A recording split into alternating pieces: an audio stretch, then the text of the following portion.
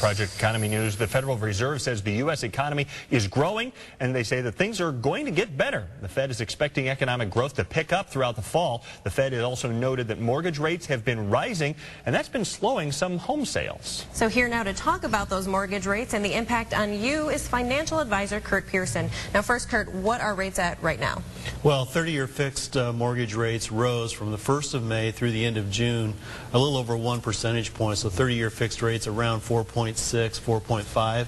Now that obviously can change daily, and with the Fed statement yesterday, wouldn't be surprised if there'd be a little movement downward on those 30-year fixed rates. So it's very important if people are considering a decision regarding housing, or you're still thinking about refinancing, that you check on those rates and try to make a decision with someone in that industry. So to kind of put it in practical terms, is now really a good time to be buying a house? Well, I always like to take that question, Eric, back to a person's personal balance sheet and away from the economic headlines.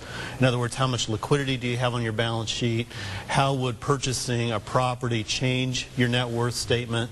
And take a look at it from that aspect. Of course, looking at your cash flow, how dependable is your cash flow? Can you make the payments after you get into the home? What would the size of the down payment need to be? So a lot of personal financial planning types of questions that go into really answering that.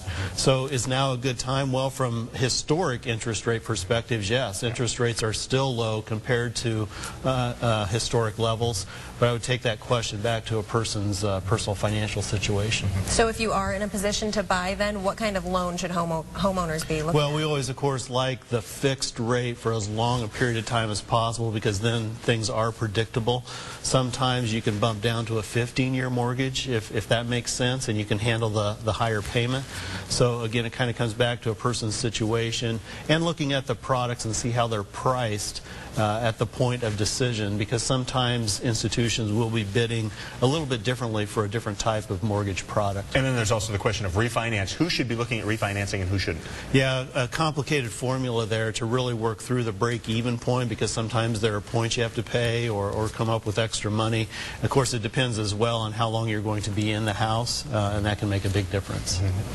All right, so will the trend continue in interest rates? Well, we kind of see things definitely leveling off. We don't see the long-term interest rates going back down to where they were at back in April and March, but we do see some stabilization. Markets always overreact when new information comes in, so we see some stabilizing here. All right, thanks, Kurt. If you have questions for Kurt, you can get in touch with him at Compass Financial out in West Des Moines. The phone number there on the screen is 327-1020. Thanks for coming in, Kurt. You bet.